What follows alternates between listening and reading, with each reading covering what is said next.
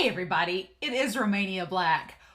We're here. We're at the end of season 1 officially. This is my recap, review, and RIP. So I originally was going to do a live stream when I finished season 1.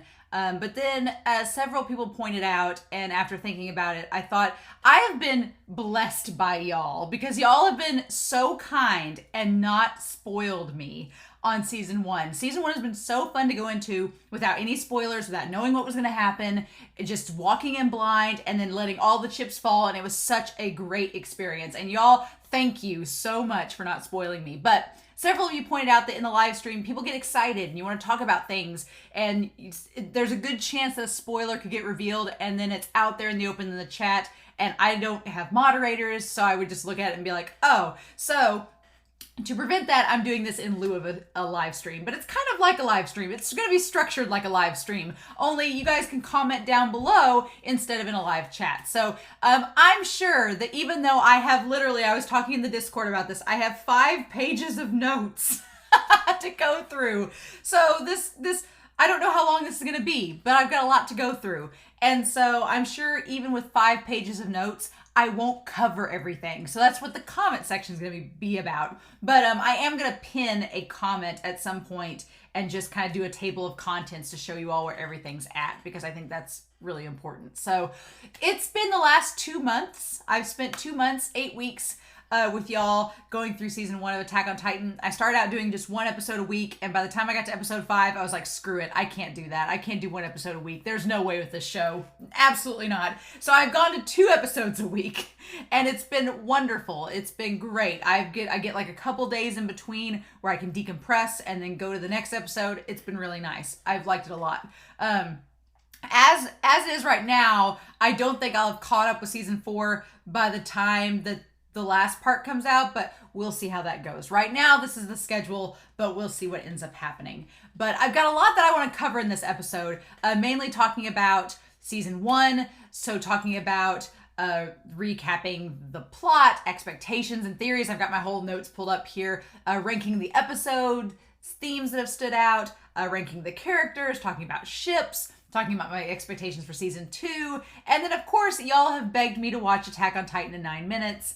I'm going to do that in this video. I'm going to sit down and watch it. I'm pretty excited. But I was not expecting all the death in this episode, because when I was first planning out this recap, review, and RIP, I was like, you know what would be great if, in honor of the fallen, those that have fell this season, if I took a shot every time someone died. Because at the time, in episode 1, I was like, there'll be like 1 or 2 major character deaths. I can handle that. Cut to 21 episodes later, and we're like at 20 deaths, and my body's going, no, I'm gonna stop you right there, son.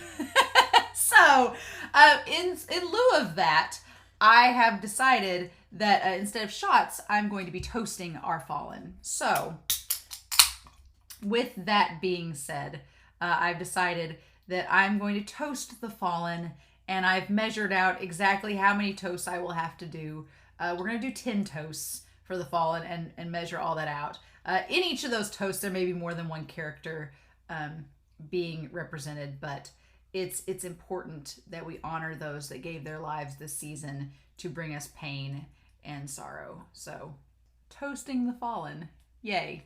So, yeah, let's get started with this, shall we? And our first toast to kick us off is going to be the very first 2 deaths of the season, which started in episode 1, which was Moses and Carla. So there's not much to say about Moses. He was our very first death in the series that had a name. He was also our introduction into the Survey Corps, and telling us, foreshadowing that the Survey Corps is a very dangerous lifestyle, and that people die all the time in the Survey Corps, and that parents may never see their children again, or when they come back, it may just be a hand or a body part. It may not be an entire body. So very foreboding and foreshadowing of the Survey Corps to come. Very interesting. But let us, with my horrifically full glass, let us toast Thomas. Not Thomas. We're going to get to him. This may have been a bad idea. We're going to toast Moses.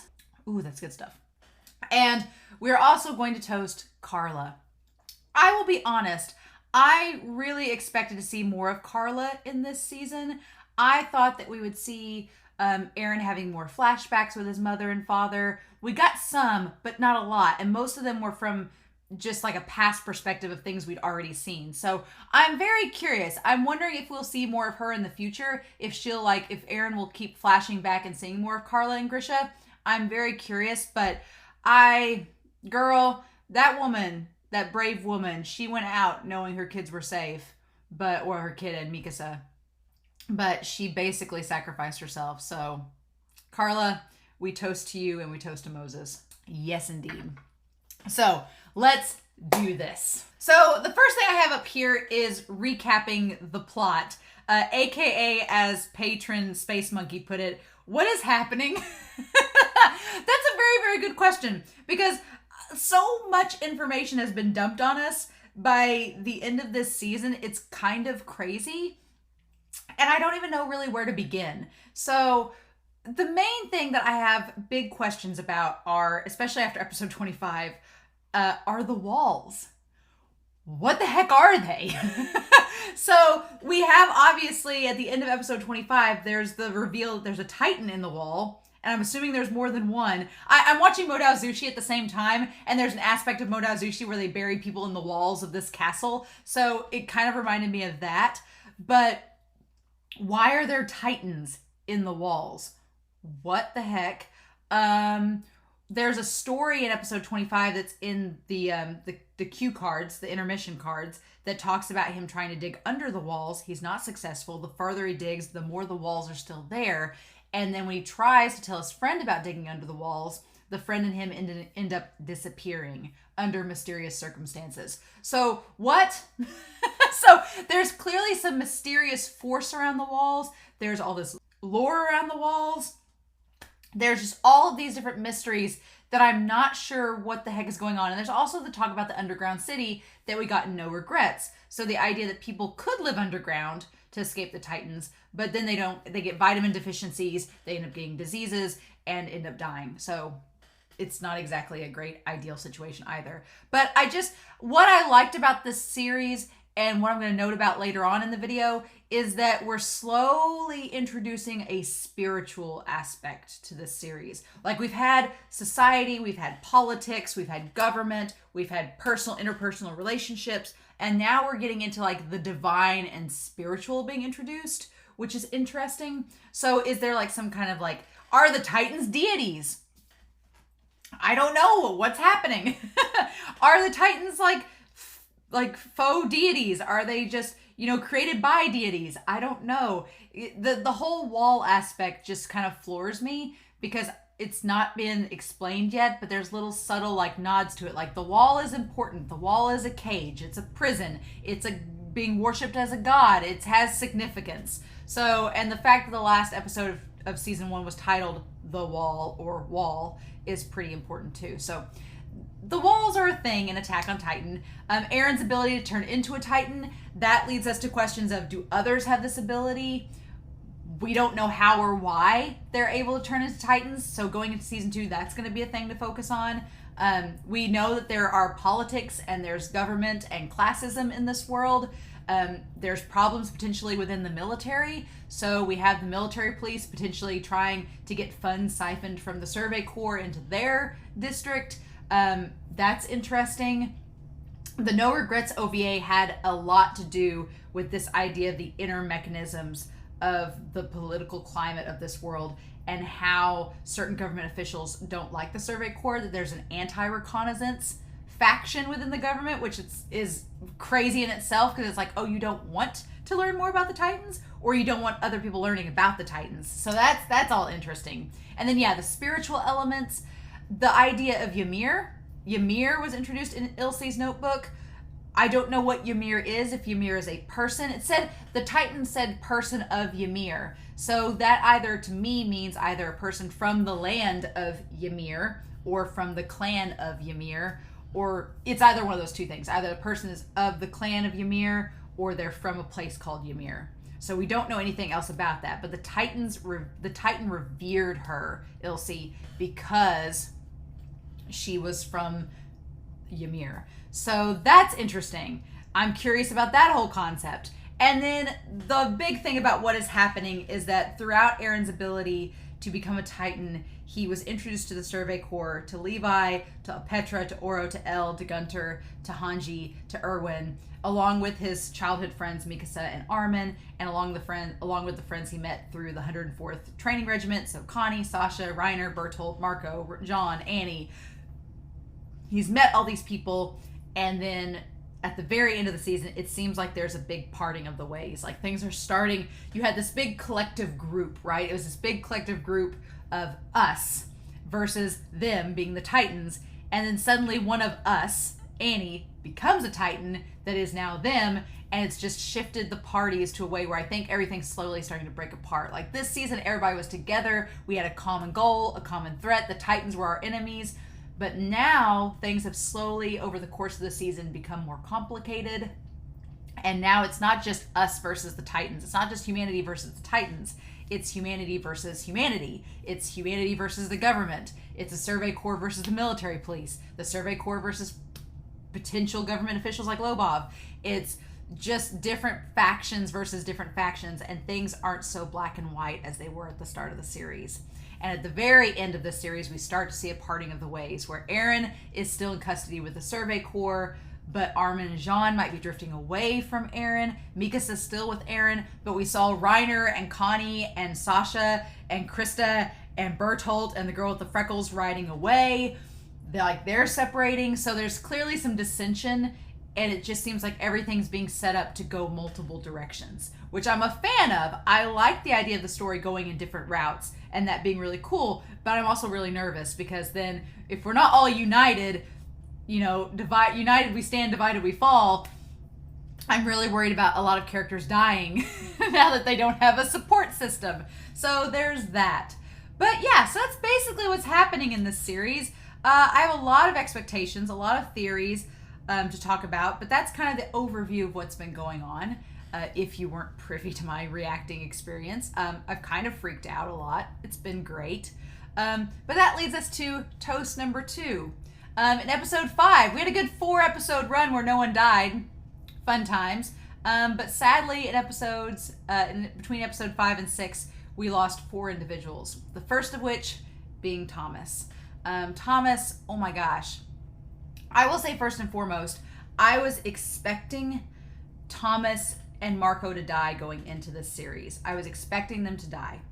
But I was expecting Thomas and Marco to have these big backstories, for them to be connected to Trost and us learn about their childhoods and their families. Nope. Nope, not at all. That didn't happen. So Thomas was the very first indication that in this series, no one is safe and no one is guaranteed a backstory.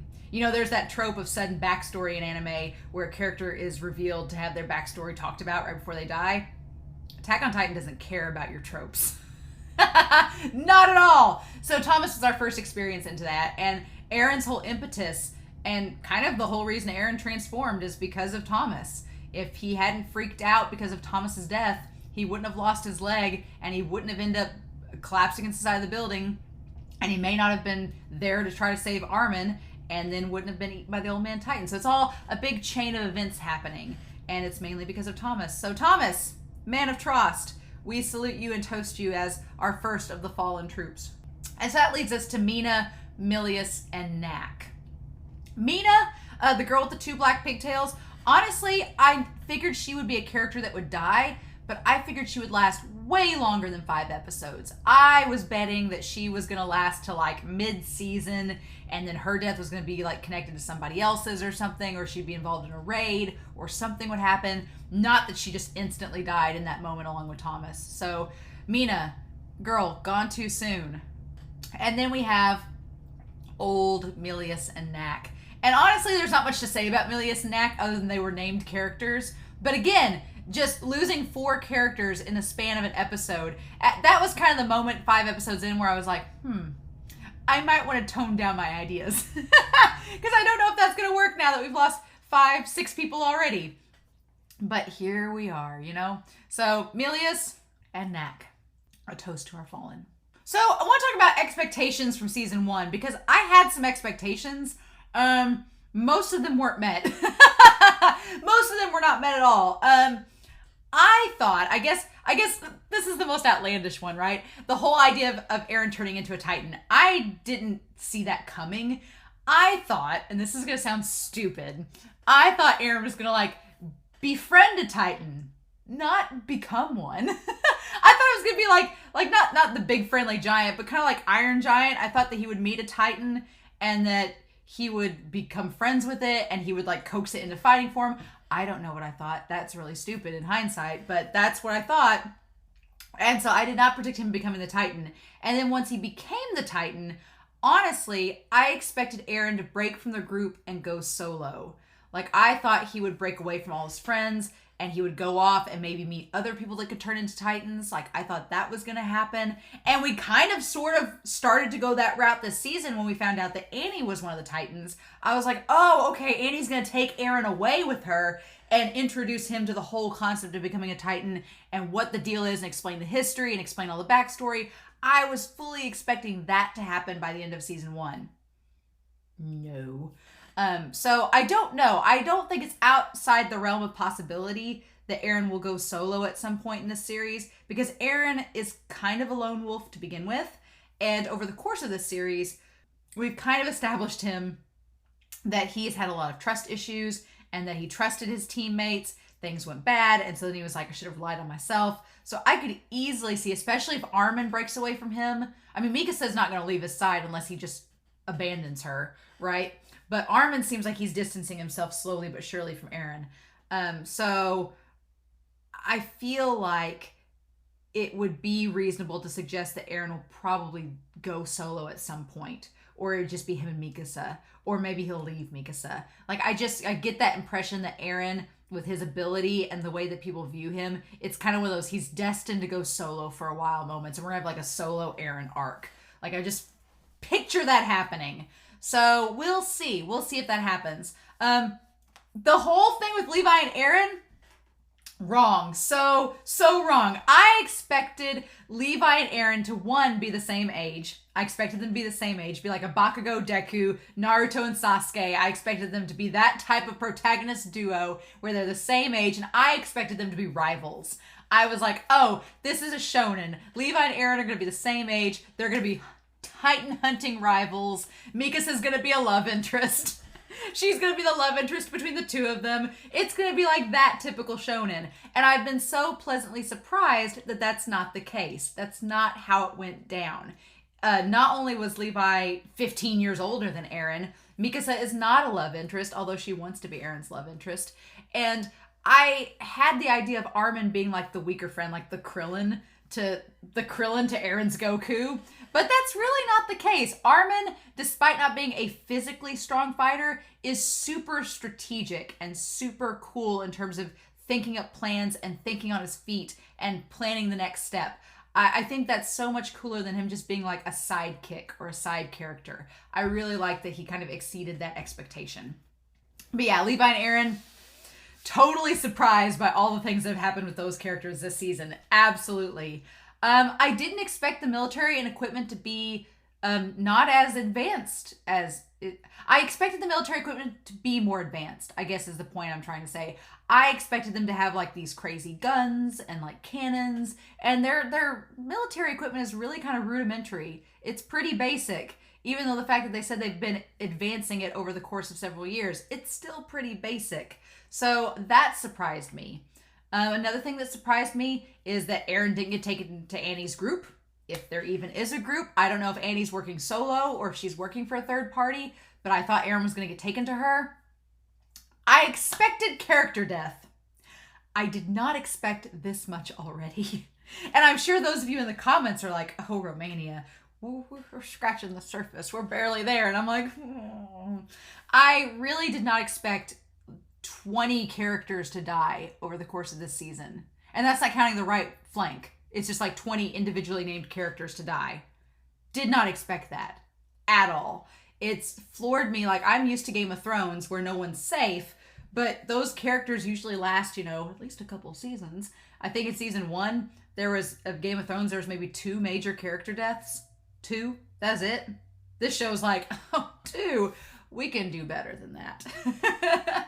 So, and I expected character complexity because a lot of you had said that the characters are complex in the show. So I went in expecting it, but I didn't expect it to this degree because honestly, we've learned so much over the course of 25 episodes, but we know so little about these characters. Like, we know the surface of them. We know their personalities for the most part. I mean, I think that Jean and Armin, Aaron and Mikasa, Levi, those 5 characters we've explored quite a bit in season 1 if you include the OVAs. And I was going to tag Erwin in on that. We've kind of explored Erwin a little bit. But those 5 characters are the ones we've really explored. Maybe if you count Erwin. But everybody else, not so much. We don't know a lot about them other than their main personalities. And that's kind of what I'm excited for, is for us to learn more about these characters, their ideologies, their motivations, their personalities, how they gel with others. We've kind of seen that, but I want to know more. And so I'm really curious to see how that ends up developing over the course of these next 3 seasons. Because I'm only through season 1 and we got 3 more to go, even though season 2 is a lot shorter than the other seasons. I'm so curious, right? I need to know. I'm so curious because we know so little, and there's still so much for us to learn, right? So there's that. Surprises? Yeah, this series, there's a hell of a lot of surprises. Armin being the strategist, I think that's, again, a cool trope reversal. He's not just like a Krillin or and when I say a Krillin, if you've watched Dragon Ball Z, Krillin is Goku's like best friend, but he's kind of a weaker character. Like, he's not physically as strong as Goku and the Saiyans and other characters, but he's also a character that is kind of a punching bag. Like, he gets beat up a lot. He dies like several times in the series. And so I expected Armin to kind of be that trope, and he isn't. He's kind of subverted it. He's more than that, and I really like it. I really like the fact that Armin gets more personality. He has more to him, and he's more complex than just a typical best friend sidekick character. And there's been lots of trope reversals in this series. Mikasa, I was expecting to be the love interest, and you kind of get that at first implied in episodes 3 and 4 when Jean is all googly-eyed for her. You're like, oh, this is going to set up a love triangle between Aaron, Jean, and Mikasa. We ain't got time for that. No! And Mikasa she is not the damsel in distress. Mikasa, if anything, is saving Aaron, who's the damsel in distress, right? Mikasa being such a badass.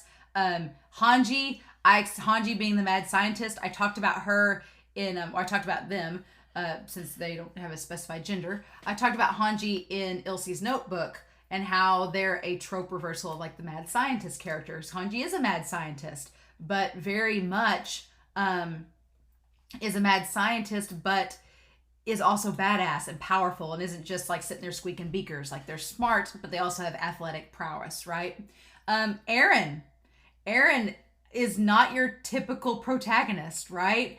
Aaron is heavily flawed. He's very relatable at times. He's very human. He's very emotional. He wears his heart on his sleeve. It would be so easy to make Aaron and Levi detached protagonists because, there's some shonen protagonists that are like the cool characters and they're detached and they don't really feel a lot of emotions. And you could have done that with Aaron and Levi, but they didn't. Instead, the series makes them much more complex and nuanced, and I really like that.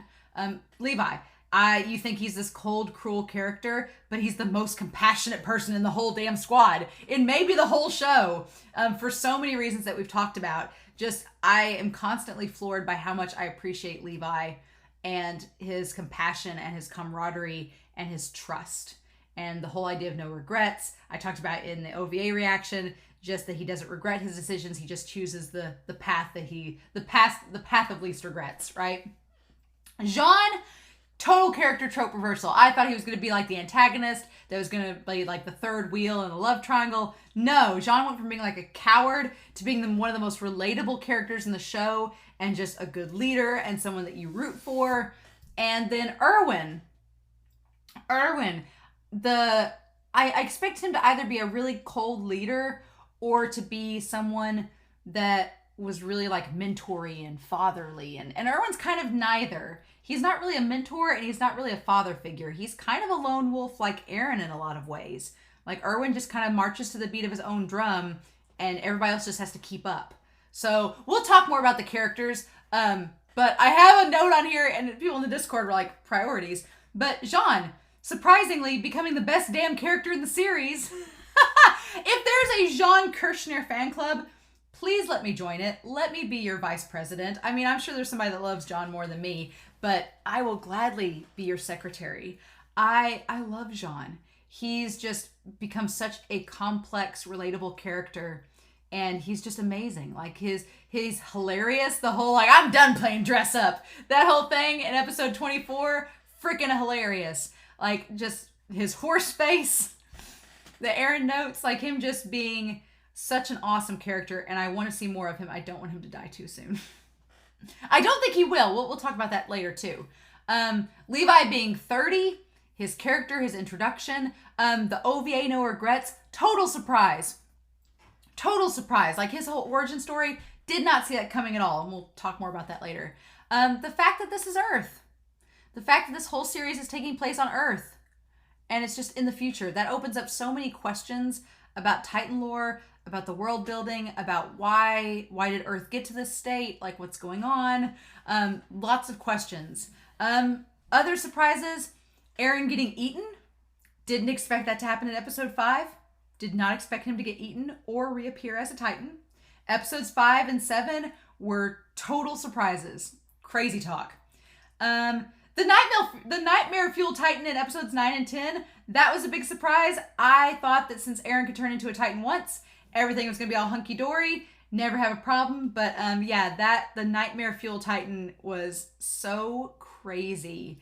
And the fact that Titans can change in appearance, because Aaron had that really cryptic forewarning that when he'd come back, he'd be a bigger, stronger Titan. And he mentioned that just once in episode 10, and I was like, can these Titans change their appearance? But then there's that whole fusing thing. So what? Which we'll talk about that later too. But yeah, the idea of them being able to change their appearance or their chemical makeup, like Annie making her skin hardened, and the whole fusing thing that was trying to happen, and Aaron saying he was going to come back looking different. What the heck? And then Marco's death. Honestly, we'll get to Marco, but Marco's death is being off screen, not just his death, because like I said, I predicted that Marco and Thomas would die during the Trost battle because they were from Trost. I figured we'd get like a connection to their past, that they were fighting for their hometown, blah, blah, blah. We don't get that because this show is cruel. But Marco's death being off screen and us not getting to see it and having to vicariously experience it through Jean was really, really visceral. Like to this day, like I would argue if people were like, oh, what's the top 10 animated deaths that stand out to you right now? Marco would be one of them, because I'm like, it'd be like Shorter from Banana Fish, spoilers. But it would also be, I mean, there's other deaths I could talk about some other deaths, but they'll be spoilers, but Marco's is definitely one of them for sure. And then Annie's involvement in that death. Like the fact that Annie could have killed him. She could be responsible. We don't get confirmation of it, which part of me thinks, I'm kind of torn, because part of me thinks that we're going to go back to Marco's death one more time to get confirmation about Annie's involvement. Part of me thinks it's going to happen, and I don't know how to feel about it, because there's part of me that wants that confirmation. I want closure. I want to know what happened. But then there's another part of me that had just settled on the fact that we weren't getting closure, that's now like, I don't know if I want to see it. So don't spoil me, y'all. Y'all know me saying that, but I'm curious to know if we're going to get to that point or not. I guess we'll see. Levi and Aaron's relationship being more challenging.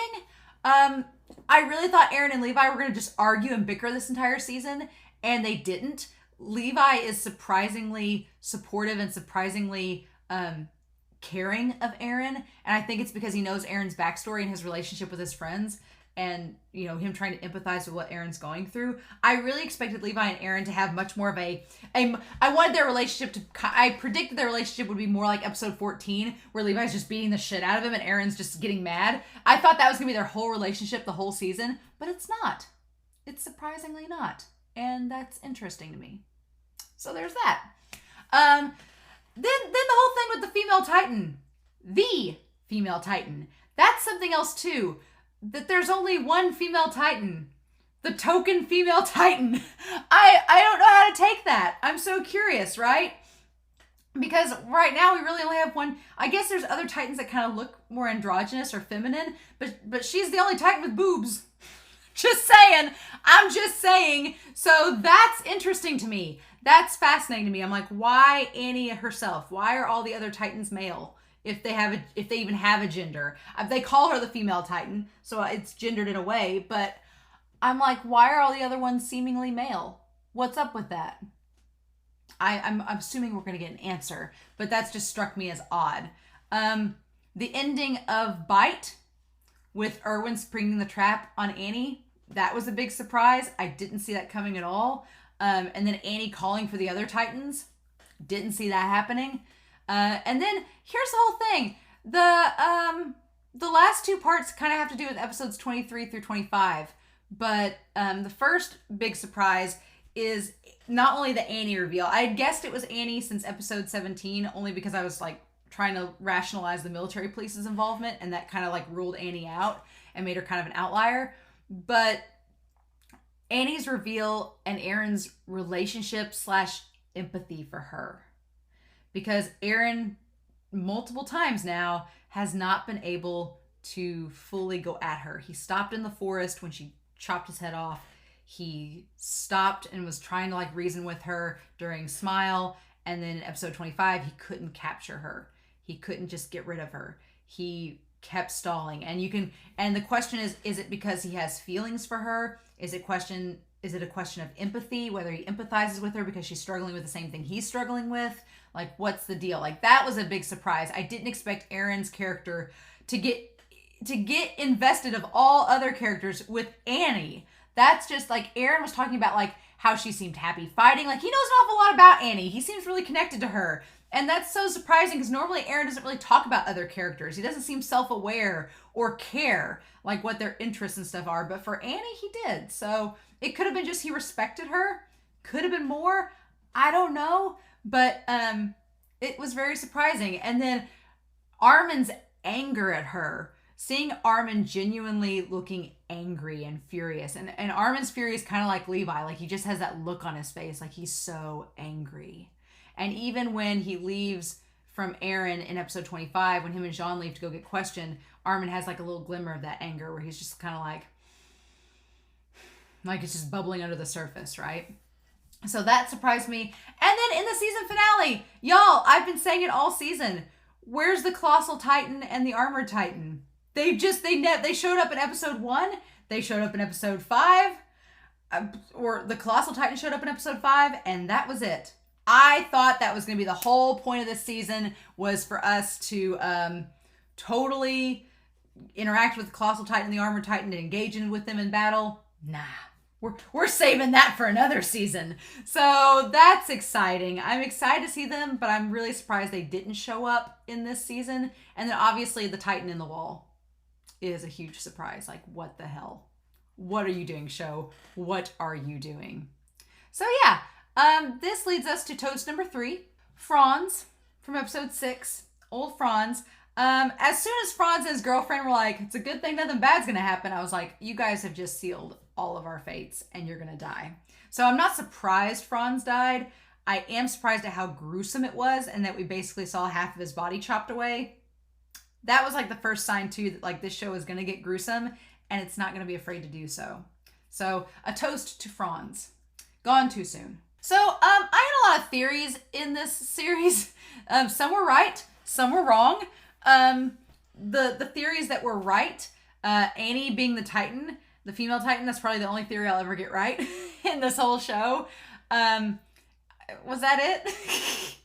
Aaron being the Titan. When Aaron came back in episode 7, I kind of guessed that it was Aaron, but it wasn't confirmed until episode 8. So it was kind of like predicting. Here's the thing. I think it says something for how the Titans look. And that's my only concern, is like the Titans look a certain way. So is that going to be kind of like a giveaway of how the Titans look as to who they are? Because I remember saying after the Armored Titan was revealed to have that spiky silver hair, I was like, be on the lookout for a man with spiky silver hair. He's the Armored Titan. So I'm wondering if how they look in human form is similar to how they're going to look in Titan form. Obviously, the exception to that rule would be the Colossal Titan, because the Colossal Titan has no hair unless they're bald. Is Pixis the Colossal Titan? I don't think the timelines match up for that to work, but it's a fun theory, right? So those are pretty much the only theories I got right. The parting of the ways. I predicted that at some point our characters would kind of dissipate and go their separate ways, but I didn't figure it would be this soon with Armin and Aaron, and I didn't figure it would be this subtle and not subtle, like Connie and all of them riding away without their gear on, like in civilian clothes. That seems like they're deserting, but isn't that punishable by death? So what? Unless they've been given a plan or a mission by Erwin. I don't know. I'm guessing we're going to find out in season 2. But I honestly didn't expect, like, Armin, you see the shift at the end of the season that Armin's considering leaving Aaron, or at least moving away from him. And that is so intriguing to me. We'll talk more about that at the end of the video. But yeah. So wrong theories. Most of them were with plot details, things that I thought were going to happen in episodes and that they went totally the wrong way. I'll be honest with y'all. I thought going into this that this season would end with us still going towards Shiganshina. I thought, because I'll be honest, when I go onto Funimation and I go down to the thumbnail, occasionally your eyes like flip to a title and it's just human nature, it's just habit. And I remember going to episode 22, The Defeated, and I saw that it was the last one for the expedition. And I saw the word Stohess. I didn't know what that meant, but I saw the word Stohess and I was like, oh, here's what I thought was going to happen in episode 22. I thought Aaron was still going to be in Annie's mouth. I thought Aaron was in Annie's stomach at the time. I didn't know he was up here in her mouth still. I thought he had been like swallowed and was down in the stomach. I thought that Annie was going to run off with Aaron, that Levi and Mikasa were going to be in this big chase after her, and she was going to get to a clearing and start heading to a certain direction. And I thought Levi and Mikasa were going to go tell Erwin, they were going to gather up the troops and head to go chase after her, because they have to get Aaron. I thought that Stohess was going to be like on the way to Shiganshina, and it was going to be like a stakeout, like a one-horse town, like a ghost town, like in a Western stakeout where, you have the big battle at the end of a Western and they all like do a big shootout at the end. I thought Stohess was going to be like a little community on the way to the basement, and that they were going to all meet up there and fight and then go from there. I did not picture Aaron going back to the capital. I did not picture them doing this elaborate plan to capture Annie. None of that. I thought that we'd still be headed towards the basement at the end of this season. But nope.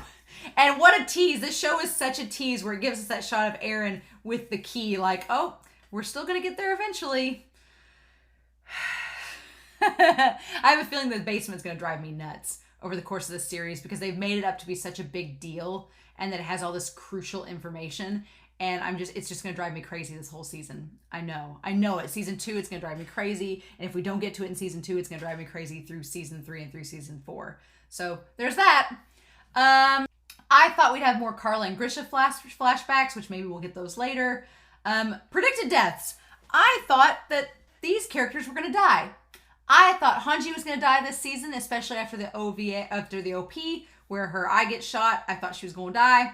I thought Bertolt was going to die. Bertolt was like my first predicted death in my head. I was like, as soon as they introduced Reiner and Bertolt, I was like, oh, Bertolt's going to die. I was like, he's quiet. He doesn't seem super strong. Reiner seems like the strong one. They're going to have this epic battle and Bertolt's going to like die in Reiner's arms. Like that was what I was predicting. I was like, Bertolt's going to die, and he's still here. I thought Hitch and Marlowe were going to die this season finale. Thought they were going to die. Either that, or I thought Marlowe was going to be the one to apprehend Annie, but that didn't happen. And I thought Krista was going to die. When Krista went and saved Jean and Reiner and Armin, I was like, okay, well, she's like this goddess. She's going to die. I guess anytime something good happens to a character, I'm like, oh, they're going to die. So there's that. And then I thought Marlowe would be the one to either kill or capture Annie. Now, granted, Annie's been captured, so there's still a chance Marlowe could nix her off. I guess we'll see. But I really thought Marlowe would be the one to do it. And then I had this whole theory about Levi's backstory and relationship with Erwin. I thought Levi was like recruited into the scouts by Erwin. They become buddies. They like took down Titans together. Maybe they had a mutual friend and they ended up dying and that brought them closer together.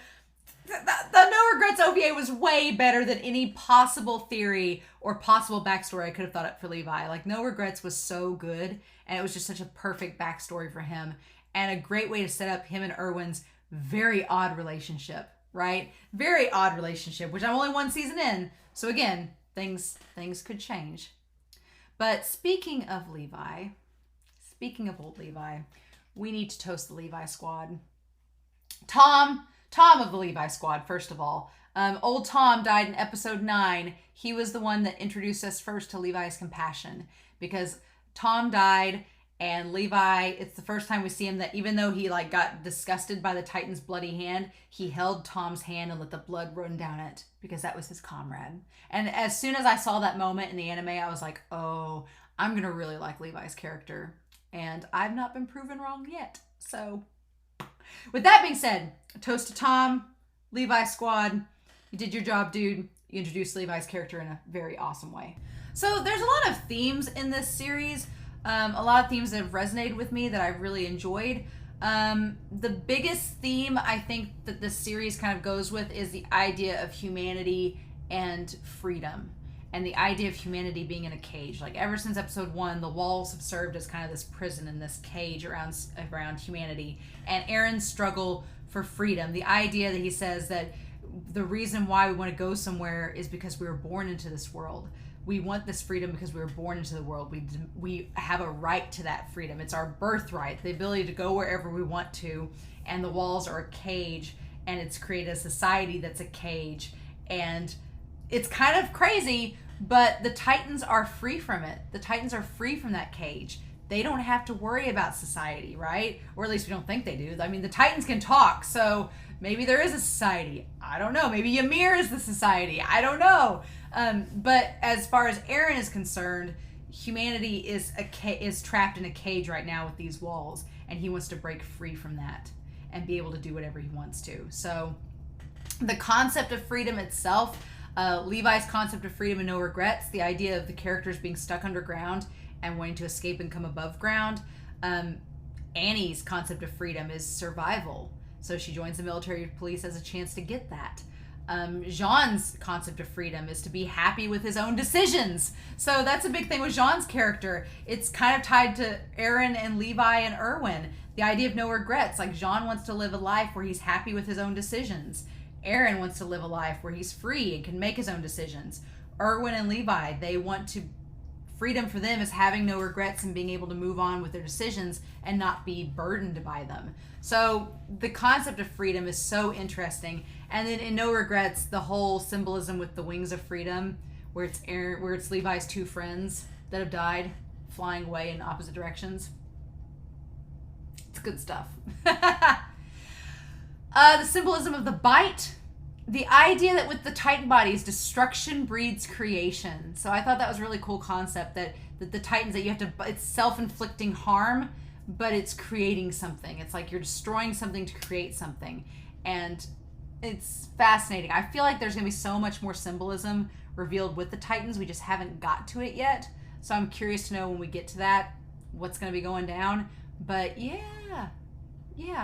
The idea of Titans and the concept of humans and puppets. One of you brought up in episode 21 that Aaron is seemingly becoming one with his Titan at times. When he says like he's going to like eat Annie, or he says he's going to destroy humanity. Like that's almost like he's becoming one with the Titan. And it's like, who's really in control? The man or the monster? You know, it's in the Hunchback of Notre Dame, it's like, who is the monster and who is the man? It's like, that's the question. How do we define humanity? And that's probably one of the biggest concepts and themes of this show that I resonate with, is the concept of what is humanity? How do we define it? How do we define monsters and men? We've talked about men giving up their humanity to become monsters, to fight monsters. The idea of Aaron and Annie, they're having to deal with this conflict of being both human and being able to turn to a Titan. So how does that help define their identity? You've got Erwin, his humanity and being a leader. The same thing goes with Jean, Armin, Pixis, and Levi. Like, how does that humanity get tested when you're in a leadership position that involves casualties. The humanity in government, military, civilians, and then obviously one that's kind of more subtle and not really touched upon as much, but I think is still, from my perspective as a woman watching this show, the idea of gender and how women are viewed is a big theme in the show too in terms of humanity. So you have Krista and Mikasa, who are viewed as like goddesses, but they're also soldiers. You have Petra, and you have Annie, and you have Hanji, who doesn't really have a gender, but is perceived by some translators of the show to be female.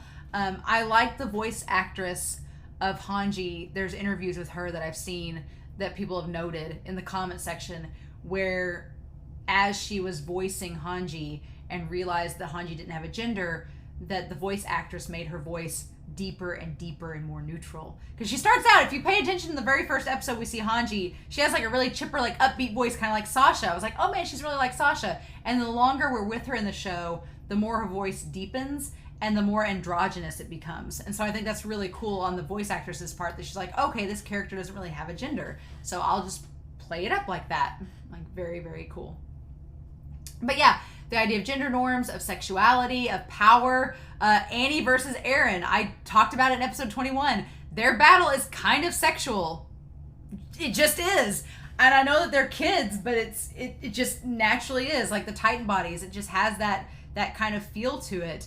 And the idea of power and who's in control and who's in charge. And it's all so magical. So, we're halfway through our toasts. And we're on to Ian, Matabi, and Marco from episode 13. Matabi, I'm going to start with you because you got done dirty, bud. Matabi didn't even really have a death. He just got stepped on. So, Matabi, dude, I wish you'd had a better death because that death really sucks. And then we have Ian and Marco. Ian's death, honestly, was really impactful because Ian had gone through like a little mini crisis of his own where Pixis put him in charge, and Pixis is like, I am trusting you. I am trusting you to make the right decision, to make the right call. This is all up to you. You do as you see fit. And Ian made the call to stay with the plan. And honestly, because of Ian's actions, they were able to save Trost. I mean, obviously Aaron contributed the biggest part, but Ian's decision to not call the mission off is huge, and you can't overlook that. And so then the fact that Ian didn't get squished, he didn't die a meaningless death, he saved his comrade. He sacrificed himself to save his comrade. And I think that's so powerful that he as a leader did this selfless act, because so often you see leaders in shows and they kind of are like on their horse riding away, but leaving their fellow troops to like fight the battle. Not Ian. He was like in the thick of it with all of them, and he ended up giving his life so that his teammate could live. So Ian, you died a good death, buddy. And then Marco. God, Marco. Marco's death, like I said, is really insanely impactful to me. It's stuck with me ever since episode 13. It's been the one death that I'm like, that one got me. That one really got me, because you didn't expect it. And then they showed us his body, and Jean found it, and y'all got me on board this ship of Jean and Marco, which we'll talk about ships in a little bit. But I was like, why did you make me suffer? And then we lost him, and it still hurts. And then the whole Annie taking his gear and the implication that she had something to do with his death, it just makes it all the more worse. It's like, stab me in the heart, Attack on Titan. So, to our patron saint, to Freckled Jesus, to Jean's lover, would have been lover, and to just the biggest cinnamon roll of season 1, Marco, we salute you, my friend. So, all right, y'all wanted me to rank episodes. So rank episodes I will. This was hard, actually. This was really hard because there's 25 episodes, and I'm ranking them from least favorite to most favorite. I'll be honest, there's not a bad episode in season 1. There's not an episode, because when I was at the bottom of the list, I was like, oh, but I still like that episode. So here's my criteria. I started out, the episodes at the bottom of the list are the ones that I think have the least big moments. And also, are the ones that are maybe transition episodes. Like they're not the big hype moment episodes. They're transitioning to that hype moment. Or they just didn't have anything like significant happen, like a major character death or something like that. So number 25 is episode 2, That Day. Episode 2, it's a great episode. We get so much exposition. We get tons of stuff about Armin's grandpa and all this other stuff happening. But it's just, of all the episodes in the season, it's the one that I rewatched the least, that I would rewatch the least. And it just doesn't, it's just setting up. It's setting up exposition without anything insane happening, except like the Armor Titan, which, you know. The Armor Titan's pretty big, but still, it's just, that episode is number 25. That's all I can say. Episode 24, number 24 is episode 12, Wound. Wound is okay. It's again, it's right after Idol. It's in that transition period. We're not quite to Primal Desires. It's in that weird transition period where Aaron's like passed out against the rock and Mikasa and him have fought. He's like hit himself in the head and Armin's trying to reach him. It's a really good episode, but it's just like, you know, it's not anything crazy. I say crazy stuff happens in every episode of this series, but it's not a big, giant, impactful moment like episode 13, right? Or episode 11 where you have a really cool character moment, right? It's good. Please keep in mind that this is an entirely subjective list and that these are just my personal choices. I know somebody in the comments is going to be like, Wound was an amazing episode. I'm going to be like, I'm sorry. And Wound does have that big line where he's like, it's because we were born into this world that we should be free. And that line's so iconic, but this is my dilemma, y'all. Every episode's good, so how can I rank them? You know? Number 23 is episode 3, A Dim Light. I really like that episode. It sets up a lot of characters. It's a good episode. That's it.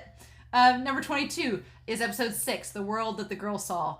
Mikasa's backstory. I think it has some more significant moments, like revealing Aaron's mentality and premeditated murder, but also setting up Mikasa's backstory and her relationship with Aaron. It's pretty important. Number 21 is Response. Episode 10, the aftermath of the Nightmare Fuel Titan and Armin's speech and Aaron getting, you know, trying to convince everybody that he's human, and then Pixis's grand entrance to save the day. Episode 10, it's a little bit better than episode 9, which is number 20, where the left arm went. Even though we get Levi's character introduced in full, that's probably the only major great thing that happens in that episode, that and the Nightmare Fuel Titan. So there's that. So that's number 20. We're in the top 20 now. Number 19 is episode 16, What Needs to Be Done Now. It's a really sad episode. We get reminded of Marco's death. Jean reaches his resolve. The characters choose which path they're going on. And it's a really emotional episode, but it's kind of a transition one as well. Number 18 is episode 4, Graduation. The Colossal Titan appears behind Aaron. It's epic and wonderful. And we also get the setup of Trost. Again, it's great, setting up our battle. It's a good episode. Number 17 is episode 8, Hearing the Heartbeat. This episode is really awesome because it sets up the reveal that Levi is inside the Titan controlling it. It also sets up lots of different interesting things, like Annie knowing that Aaron is the Titan and setting up this new kind of idea that Aaron can save humanity by becoming a Titan. And also the scene where Aaron saves John and you see him like punch the other Titans through the window. Iconic. I love it. Number 16 is episode 15, Levi Squad. I really like this episode a lot. It's Hanji's episode where she introduces Aaron to the Titan lore of what we know, and we get Sonny and Bean. It's great. We'll toast Sonny and Bean in a moment. But it's a great episode. Again, it's another transitional episode in between arcs, but it's really good. There's lots of interesting information in it about the Titans as well, which I am craving. I need more Titan lore in my life. But that leads us to episode 15. We're in the top 15 now. Episode 18 is number 15, The Forest of the Giant Trees. Again, this is a transitional episode, but it's setting up some interesting things with Armin and Jean and their conversation about leadership. And also, it has the best cliffhanger of the season almost. It's got one of the best cliffhangers of the season with the whole gun in the air firing. I still love it. It's so good. And then Levi having to make Aaron having to make the choice to stay with his friends, which he does so in Bite, which we'll get to that. Number 14 is episode 24, Mercy. Honestly, Mercy, I love Mercy because of how tense it is and the insanity of it and the whole chase with Annie and the fact that we get run down. But honestly, Mercy bugs me in a lot of ways because Aaron just, it's like he's going backwards on a lot of things he'd worked and progressed towards. And then Mikasa's being all yandere and Armin's being frustrated. It could be it could have been lower on this list, but that whole ending of Aaron just like getting the fire in his eyes and like raising through the spike that's impaled him and becoming the Titan and going after her. It was so damn epic that I had to put it a little bit higher on the list. But number 13 is episode 11, Idol. The whole conversation with Pixis, my man Pixis, getting him introduced in full, seeing his mentality, seeing him coordinate the plan with Aaron and Armin and Mikasa. It was wonderful. I love that episode. Number 12 is episode 23, Smile. The Annie reveal, the animation on Armin's face, the whole setup, the big tension, the music, everything. It was such a good follow-up to The Defeated, and I really, really enjoyed it. Number 11 is Erwin Smith. This episode doesn't have nearly as many views as the other episodes that y'all have watched me react to, which I find curious because I really like episode 20, mainly because we get insight into Annie like calling all the other Titans. We get insight into the fact that she can harden her skin. We get insight into the whole conversation between Erwin, and Levi mentioning that the flank sacrificed themselves. And what do you think about that, Erwin? Like it's getting more into the psychological aspects of Erwin as a leader and Levi as his subordinate, which I find fascinating. There's not a lot that happens in that episode, but it sets up some really interesting things later on that I find important. So that leads us to the top 10. Here we are. The top 10 episodes for season 1 for me. Number 10, it's episode 1, baby. To you, 2,000 years in the future. I can't recall an opening episode to an anime, maybe with the exception of Banana Fish, that has gotten me more hooked on a show from episode 1. Episode 1 of Banana Fish got me hooked instantly to that show. And this episode of this series got me hooked instantly. The pacing, the plot, the reveal of the Titan, the reveal of how gruesome the show was going to become. It was just awesome, and I kind of absolutely loved it. So number 10 definitely is the first episode of the season. And from here on in, numbers 9 through 1, you could reorder these any way you'd like to, and I wouldn't argue with you a bit because they're all amazing. But number 9 is going to be episode 14. Can't look into his eyes yet. I love a good trial scene, especially involving your protagonist trying to prove their innocence, and this episode just had it. I love the trial scene, Levi kicking the snot out of Aaron, Mikasa becoming Yandere 2.0 instantly, the whole idea of the politics, the introduction of Zachary. It's just a really, really good episode. Number 8 is episode 5, the first battle of Trost. Aaron gets eaten by a Titan. The biggest plot twist of the first half of the season. Didn't see it coming. Was shocked. Holy crap. And the fact that we lost 4 members of the, regiment in one episode.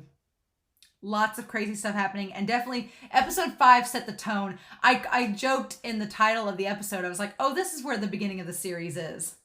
Because it kind of is. Episode 5 is really truly the starting point of all the conflict, right? So number 7 is, ironically, episode 7, Small Blade.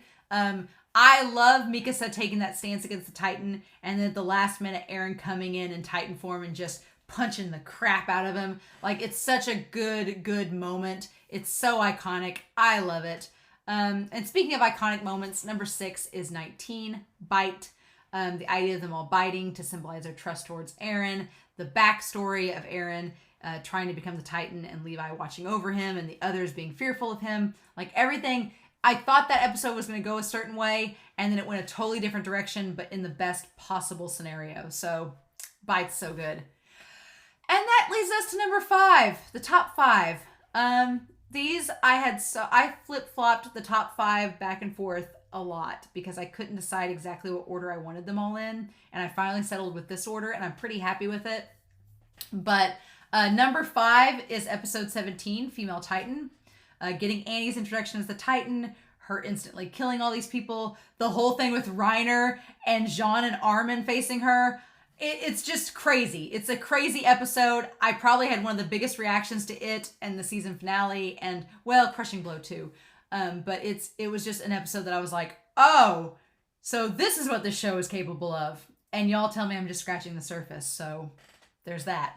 Number 4 is episode 13, Primal Desire. These next 4 episodes, I think when I watch future seasons, I'm going to look back on these 4 episodes and think there are moments I need to rewatch in this episode that are going to have impact later on. And episode 13 is one of them. Not only Marco's death, but Aaron's resolve, him sealing the hole in Trost, the whole music, the animation, Ian's sacrifice, Levi coming in clutch. Like, it's just Rico coming in. It's just a really good episode. And then number 3 is Wall, the season finale. I love the season finale. It's so good. The reveal at the end, the post-credit scene, the way everything wrapped up in a nice, neat fashion for season 1, but yet still had unanswered questions and our characters going in opposite directions. It was really good.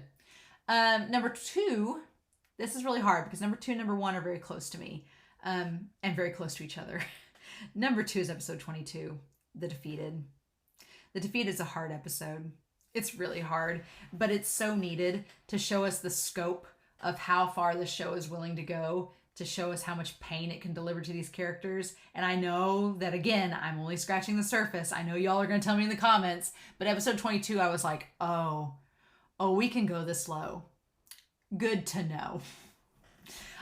Everything about it, the idea of Levi taking Petra's emblem, giving it to Dieter, then having her father confront her, the idea of Aaron seeing the kids that looked at them in awe and wonderment at the Survey Corps and them having failed their mission, the pacing, the surprise, Levi versus Annie, Mikasa versus Annie, like it was just, that whole episode was so darn good. I've said all these episodes are good because they are, but episode 22 was amazing. And then my favorite, of course, from this season is episode 21, Crushing Blow. You knew that Levi's squad was going to take some hits, but I didn't expect all 4 of them to die within the span of an episode. And I didn't expect Levi's kind of in memoriam to them. I didn't expect that. I didn't expect the whole Aaron versus Annie's battle to be so intense and raw and primal, and just the resolution with Annie kicking his head off and him taking him hostage and Levi and Mikasa going after him. It was just, it's my favorite episode of the season, episode 21. But I would argue that most of these episodes you could interchange anyway, and I wouldn't blame you a bit. I wouldn't say you were wrong, right? I'd be like, no, that makes sense. Seems legit. So yeah, so those are my episode rankings. I'll probably look back on this list and go, I don't believe that anymore. I reserve the right to change my mind at any moment about episode rankings. So then that leaves us with the next RIP, Sonny and Bean. They were Titans, but they were named, and they provided Hanji with a lot of research. So I really liked episode 15. We got a lot of lore in that episode. It was really good. So I felt like we needed to toast Sonny and Bean. So Sonny and old Bean. Ooh. I feel like this is a valuable part. I feel like this is a good part of the evening to bring up ships. Y'all requested that I talk about ships. Here's the thing. There's not a lot of romance in Attack on Titan. Not yet. I feel like there's lots of room for romance, maybe, if this series, takes a break from killing off its characters. Maybe letting them have some love and good times, if it feels like that. But there's not a lot of romance in this series. Not really. So I don't have a lot of ships that I've been developing over the course of this series. And to be honest, I feel like when I tell you these ships, you guys are going to look at me and be like, Romania, no. Because you guys know. You know how these characters end up. I don't. Obviously, let's just get the OTP of this series out of the way. And it's the saddest OTP in the world, but it's Jean and Marco. I blame you all for leading me into this rabbit hole. Because now, anytime I hear Marco, Jean in episode 24, Jean crying, being like, Marco, why? I was like, Aaron, damn it. Look what you've made Jean do. Look what you've done to him. Like, I felt so bad. I was like, And here's the saddest part, guys. Here's the worst part about it all. I have muted Attack on Titan, AOT, Levi, Aaron. I've muted all these things on Twitter. There's nothing that pops up for me. The only thing I ever look up is I go to Funimation and find the episode. And then I go to Crunchyroll and find it again so I can read the intermission cards. That is the only interaction I have with Attack on Titan. So there is a huge part of me that wants to look up Jean and Marco fanfic. I can't do that yet. And it's crushing my soul. This toast was a bad idea. It's crushing me that I can't read John and Marco fanfiction. So thank you all for tossing me into that rabbit hole. I'm kidding. I really love that y'all introduced me to this ship because it is my OTP, Jean and Marco for life. It's so funny. Remember when I thought that Jean was going to be like a love interest with Mikasa? Fun times. No, that's definitely not it. So yeah, there's that ship. That's the main ship is Jean and Marco, which I think everybody agrees on. I've been told that my ships for Reiner are like non-existent in the fandom. So here's your crack pairings for the video. Reiner and his blondes. I don't know. Here's the funny thing.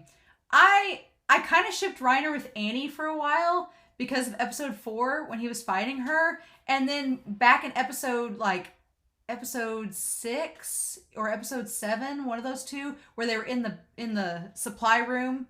And they were like in the turret, like firing at the Titans from above. Reiner tried to compliment Annie. She just kind of shrugged him off and walked away. I thought he was trying to like get her attention. So there's a part of me that's like wanted to ship Reiner and Annie. And then episode 17 happened and I was like, well, she tried to kill him. So I guess that's out.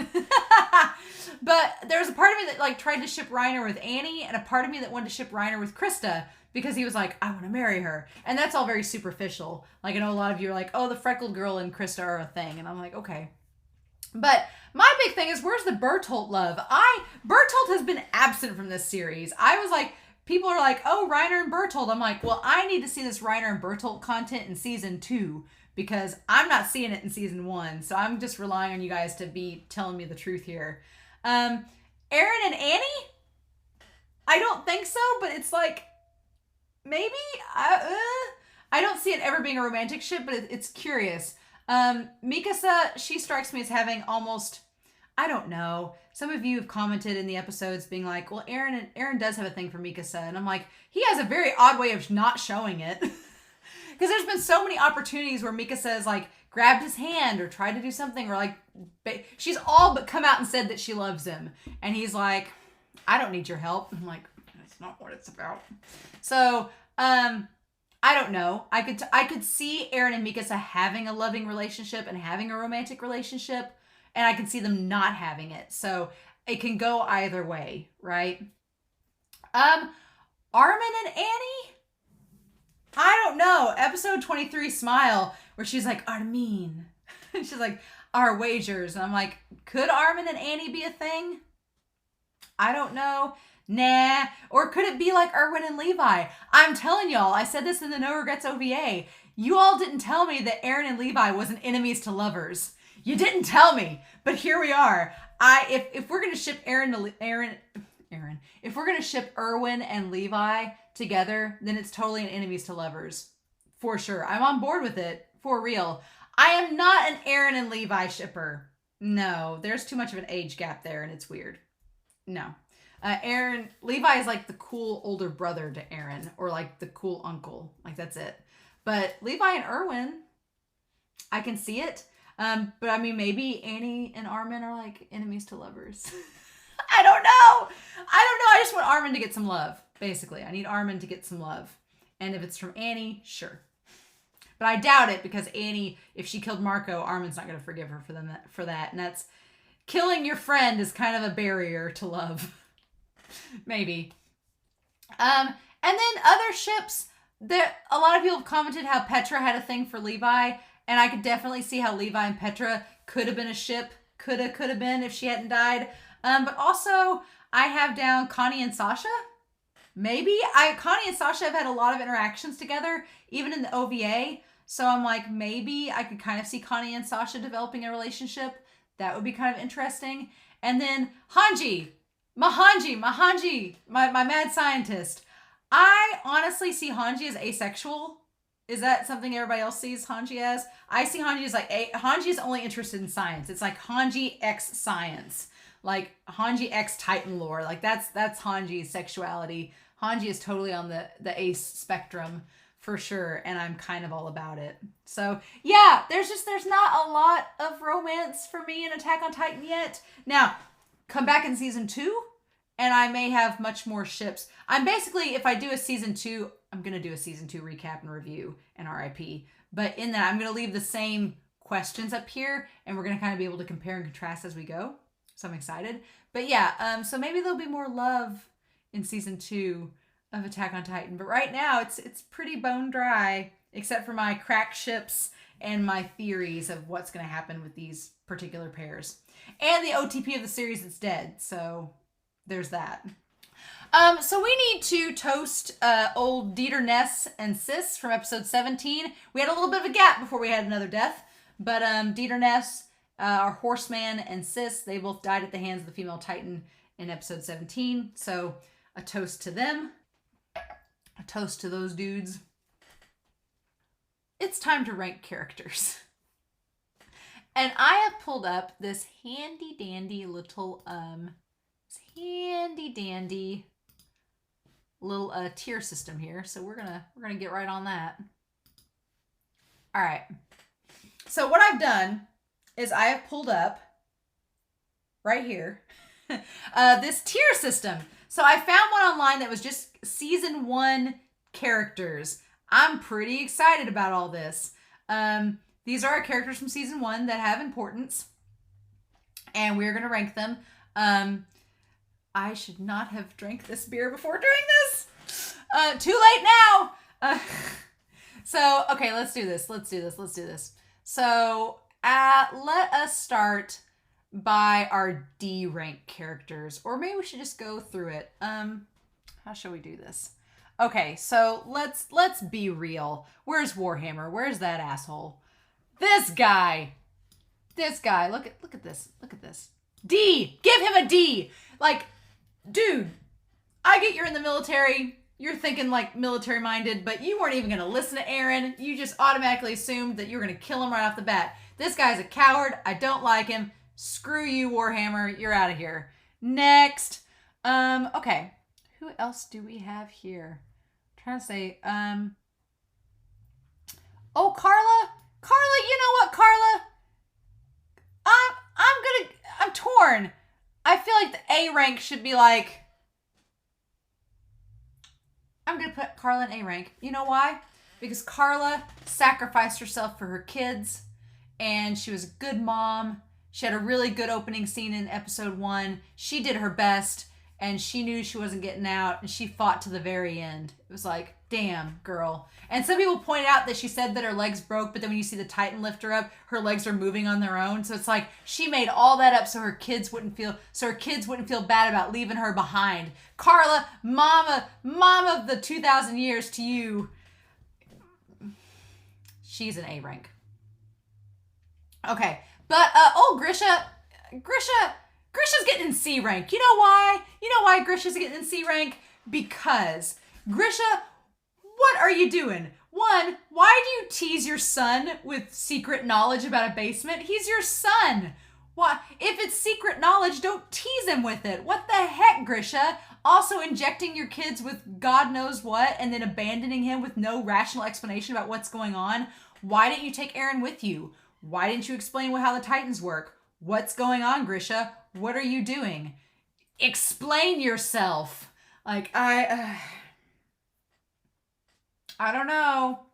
I get Gene vibes with him from Hunter x Hunter, and I don't like Gene. So there you go. Let me see here. Who else we got? I would say old Dieter Ness here. He gets in C rank because we didn't really know much about him, and he was kind of like, oh, we can take her on, and it's like, can you? So I mean, he had horses, so that's good. I mean, that's like his only redeeming quality is he had horses. I was like, that's not enough. The horses are not enough to move you to B rank, bitch. Not enough. Krista, girl, I'm gonna give Krista B rank. We don't. I feel like the B rank is like that neutral rank where we don't know enough about the characters, but they're interesting. The B rank is officially our potential rank. Like there's potential in this B rank. Like Krista, girl, you brought that horse of Jean's back. That was awesome. You have potential, but I just don't know enough about her to really get a good sense about her character. Who I do know about that I really like is Sasha. She's A rank. I like Sasha. Potato Girl. Potato Girl, I feel like she is kind of like Jean in a way where Sasha is struggling with the idea of being in the Survey Corps and what she has to do, but she's still optimistic about it. And I like that about Sasha. Sasha and Hanji remind me a lot of each other in that they're both really optimistic characters. And even when she's down and out, she tries to like lift herself up. And I really like that. Sasha's just a good character. And plus, she likes to eat all the time, and she has a nickname of Potato Girl.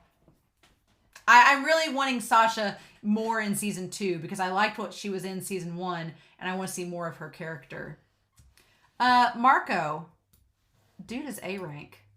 Dude is A rank. Like a cinnamon bun from above. He is our freckled Jesus. He gave Jean his inspiration. He is totally A rank character. Absolutely. Like, we will not speak ill of the dead, but especially not Marco. Like, he is just, I wish we'd gotten more of him. I wish we'd gotten more of his backstory. I wish we'd gotten more moments with him and Jean. We haven't. I need more Marco in my life, and the fact that we don't have him it's crushing. It's a crushing blow indeed. I'm gonna put old Tom down here in C rank. I know, Tom, you're Marco's bestie, but here's the thing, we know nothing about you. We didn't even get your backstory. We didn't even get to have you talk to any characters, really. So, no, not having it.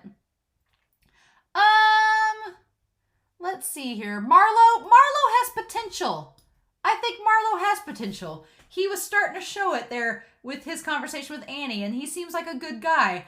A lot of people have asked if there are any characters that I think will replace other characters. That's so hard because it's like replacing characters. I don't like that idea of characters replacing others, but if I had to say that there was a replacement in this series, I feel like Marlo is Marco 2.0. Like, Marlo is kind of a cinnamon bun and he's very innocent, and I feel like Marlo could be to Annie what Marco is to Jean in a platonic fashion. Like, I don't see Marlo and Annie involved romantically at all, but I see Marlo as somebody that's going to like give Annie a motivational speech possibly in the future. Or I could be totally wrong. I don't know. This character, Freckle Girl, I don't know enough about her. I just don't. We know little. We don't even know her name. And that's problematic. That's problematic. If you're a character in the show and you've been on screen for more than 5 episodes and we still don't know your name, that's a problem. And I'm like, why don't we know her name? That's really curious to me. Like, why are they not giving us her name? There's a reason. And I don't know what it is, but it's been in the back of my brain when we saw, since episode 25, when we saw them all riding off together. And I was like, oh, look, there's Connie and there's Reiner and there's Krista and there's Bertolt and there's Sasha, and there's Freckled Girl. Ever since that moment, I was like, why don't we know her name? So there's that. So curious. This Marquis guy, he's going in D rank. Screw him. The only good thing about his character was that Pixis took his wine. That's literally the only good thing. So speaking of which, Pixis, my dude, you are A rank. Pixis is so A rank. Like, dude, being a badass, having a flask, being this awesome leader, coming in clutch in episode 9 or episode 10, like just being the Mac Daddy of the garrisons there, just doing his job. The only reason he's not S tier for me is that we don't know enough about Pixis. We've seen him in like 2 episodes, and we really just haven't been able to get more into his character. And I hope he's not like one note that this is like the best he's ever going to be, but I almost kind of get that impression, and I only think that because in the OVA, in Sudden Visitor, when they do the cook-off, Pixis was kind of like a caricature of himself in that OVA. And so I was like, oh, is him drinking out of the hip flask, is that going to be the running gag with him? Is that all we're going to get? And so I was a little like, I hope that we get more with Pixis. But if not, he's still A-ranked because he's badass. And I love him. This guy here, the guy that's always freaked out, he's D-rank. He's always freaked out. Like throwing up everywhere. Nobody's got time for that. And speaking of D rank, I know there was someone that I was like, no. I guess if I had to put in a D rank, it would be this Dieter guy. Not Dieter Ness, not Horse Dieter, but this Dieter. This guy right here that caused all the trouble in episode 22, that led the people back because he had to go back and get Ivan. Dieter, dude, you caused so much conflict. Hell no. No. I think that's honestly the only D-rank characters I have are those four. I'll even give Hitch, I'll give Hitch a C. I don't like her character at all. I think she's annoying. I don't like Hitch. I think she's just kind of like one of those schmoozy characters, but she's not detestable. Like even towards episode 25, she was just sitting there doing her job. And she did try to get those people's attention in the crowd whenever there was like a ruckus being caused, whenever Marlo was arguing with the two military police. She was trying to diffuse the situation. So she got kind of upgraded to C rank, but that's about it. I feel bad for saying this, but I feel like Gunter, Gunter's B rank. I feel like, Gunter's died, but he was really cool, and he tried to stop Annie at the last minute and just suffered an unfortunate, casualty. Mina is C rank because we didn't get much with her. Not much at all, which is sad. I don't think Franz is on here. I would put Franz in C rank if he was. But I don't see him. So there's that. Let me see here. Where is Mike? Mike's going up to B rank. I like him. He's in Levi's squad. He's like with Erwin. I like Mike. He's getting in B rank. I want to see more with him. He's one of the survivors. I hope we get to see more of him in the future. Oro, and he gets B rank because Oro, dude was trying to imitate Levi, but had a heart of gold. And that kind of goes with Petra too. Petra's B rank as well. Like RIP girl. She in love with Levi, tried her best, tried to encourage Aaron all those times, and it just wasn't enough. I hate that for her. And I'm going to put Eldon there too. Our four Levi squad members that died, they all had so much potential, damn it. They had so much experience and time ahead of them. And then we just lost them.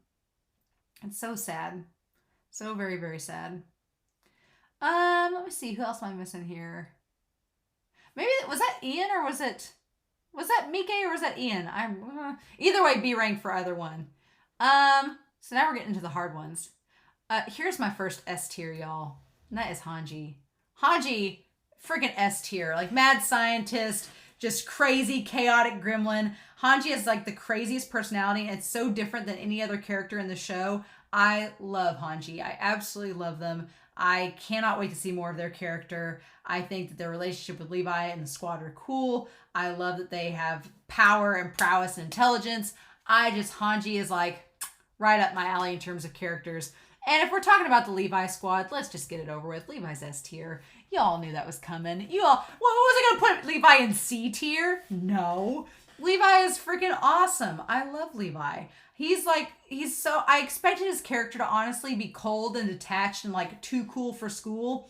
But Levi he's grumpy. He's a germaphobe, but he's also one of the most compassionate, kind-hearted characters in the series. And it's like, all right. I cannot wait to see more of Levi's character or Hanji's character. You know who else I can't wait to see more of? Jean. Y'all knew he was S rank. Y'all knew this was coming. As interim president of the Jean Kirshner fan club, it was going to happen. Yeah, I love Jean. His character has changed so much over the course of the series, and I'm going to answer. There's a couple questions about characters I'm going to answer here in a minute. But I just love his character. I love that he went from being this coward to someone that is incredibly relatable and kind-hearted and a good leader. And I just want him to keep growing and continue to get better and better. Like, that's my hope, is that his character gets better and better. And I hope that Armin gets better and better because he's S rank too. I love Armin. He's just so awesome. This strategist, this little boy that looks on the surface like he'd just be this weak, shy, timid character, and he has so much heart and passion and fire in him. It's like, yes. So, any other C characters? Sonny and Bean. Love you, Sonny and Bean, but y'all are C's. I mean, I can't make them D-ranked because they at least provided some entertainment and excitement in episode 15, and they weren't openly... It's sad that they weren't as openly malicious as someone like Warhammer was or the Marquis. So there you go. They get C rank here. Old Zachary, he's got potential. I'm curious about Zachary, I guess is my point.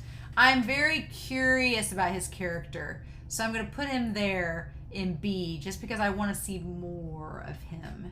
Another character I want to see more of is Connie.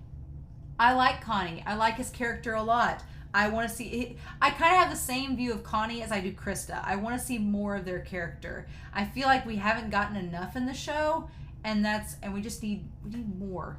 So I'm hoping season 2 will give us that, especially since Connie and Krista are kind of like in the group away from our main protagonists. So that means maybe they'll have a chance to do some shining on their own.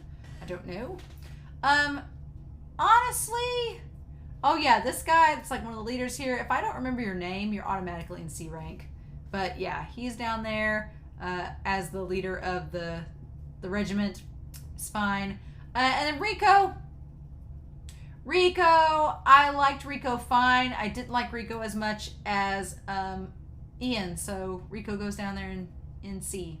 I want more of Rico, but I don't know if we're gonna get it because I feel like Rico is gonna be maybe a recurring character in part, but not like a fully recurring character we see all the time, right? So this gets down to the nitty gritty, doesn't it? Bertolt. What the heck with Bertolt? I honestly thought Bertolt and Reiner were going to get so much involvement in this series because episode 3 makes them out to be like Aaron's like first big friends outside of Mikasa and Armin. So I was like, oh, we're going to see lots of stuff with Bertolt and Reiner. We've seen nothing this season with them. I'm going to put Bertolt in C only because we know nothing about him other than he's with Reiner. He's like Reiner's sidekick. Like that's all we know about Bertolt. So I need more of him. But I will put Reiner in the B category because I see potential. After episode 17, I was like, okay, Reiner's strong. He has the potential to do things. We just haven't been able to give him story yet. So I feel like that character, there's a lot of potential here. Like these characters here, I feel like all could become A characters or they could become C characters. I don't know. Well, I mean, the dead characters are not going anywhere, so they're going to be stuck there in B. But I feel like Reiner, Krista, Marlo, Connie, they could all go up to A rank if we get some more with those characters. Hannes is B ranked. I like that we got some characterization around Hannes, and especially early on, and then he showed concern around episode 13 towards Aaron and Mikasa and them. So yeah, I like Hannes. I think his character was one of the first ones we truly got to see like a more complex societal development. I thought that was really neat. So I like Hannes' character. And that leaves us with these four here. These four crazy cats, right? So Mikasa is going in A.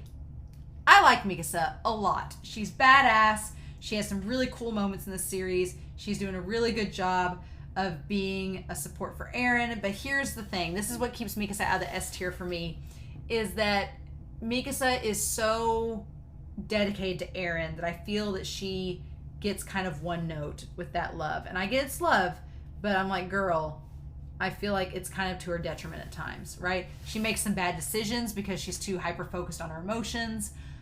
I just want her to get that sorted out. I want her to come to grips with the fact that Aaron may not love her romantically, and that's okay, but I don't know if we're going to get that's this season or not. Annie. Annie's A rank, for sure. Annie's super complex. I like Annie's character. I want to know more, and I think that Annie has one of the more complicated stories in the series so far, and it's left me with so many questions, and I want to see what's going to happen next. And that leaves us with Erwin and Aaron. And I'm going to say, Erwin, you are A rank, my friend. I like Erwin's character a lot. He's fascinating. He makes some decisions that frustrate me as a leader, but after No Regrets, I kind of feel like I get more where his character's coming from, and I want to see more of it. I want to see more of Erwin's character, and I want his character kind of expand and us get some backstory on him, perhaps. I don't know if that'll happen or not, but that's what I want. And then Aaron, Aaron's A rank for me. I know you guys are like, he's the main protagonist. Shouldn't he be S rank with these guys? And it's like, I like Aaron. I do. I think he's a really complicated protagonist. But he's made some decisions that I've been like, Aaron, come on. And I just question it. I have theories about Aaron that I'm saving. I don't want to talk about them yet until at least season 2's over. But I like Aaron's character a lot. I think he's a really good protagonist. He just, for me, my personal tastes, these 4 up here are like my top 4. Like, I love them in the series. And then you could pick a number 5. If I had to pick a number 5, it'd probably be Aaron or Erwin, just for where we're at in the series so far. But yeah, so that's my character ranking. I am going to take a picture of this real quick because, get this saved. What I want to do is, as I do these recap and reviews, I'm going to go back and see how my character rankings changed. I think that would be really cool. And then see what changes between now and then. I think that would be a lot of fun. So yeah, that is that. Character ranking. I hope y'all enjoyed. Feel free to disagree and comment down below with why I'm absolutely wrong. But okay, so getting back to this. Characters that exceeded expectations, definitely Levi, Armin, Jean, and Hanji. I've talked about it a little bit in this video already, but I expected their characters to go a certain way, and those 4 completely shattered my expectations in like the best way possible.